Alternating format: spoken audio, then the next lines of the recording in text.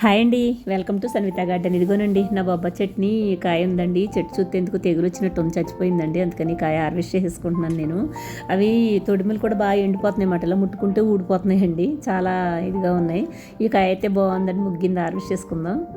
ఇదిగోనండి, చూసారా ఎంత బాగుందో. కాయ అయితే చాలా పెద్దగా బాగా వచ్చిందండి, సూపర్గా ఉంది. అంతకుముందు కూడా 2-3 కాయలు కాసిందండి చట్నీ. కాసి చెట్టుకి ఒకేసారి ఎందుకో మరి అలాగా తగిలి అలాగ అయిపోయింది. ఇది కోద్దును కానండి, ఇంకా 2 రోజులు ఉంటే బాగా ముగ్గుతుంది అనమాట.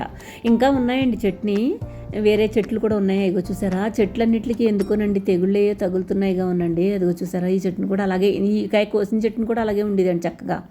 అలాగే దొడ్డి నిండా చెట్లు ఉన్నాయండి, ఒక 5-6 చెట్లు బాగుండి, కానీ తెగులు చచ్చిపోతున్నాయి. చూసారా ఎంత పెద్దగా ఉందో చెట్టు. అలాగే ఉందండి ఇప్పుడు కోసిన చెట్టుకు కూడా, కానీ అలా అయిపోతున్నాయి అన్నమాట. ఎందుకో తెలియట్లేదు, మన వాతావరణం తేడా ఏమో చూడాలి. ఇదిగో ఇదైతే మాత్రం బాగుంది. సరేనా, చూసి ఆనందించండి. ఉంటాను, బాయ్ అండి.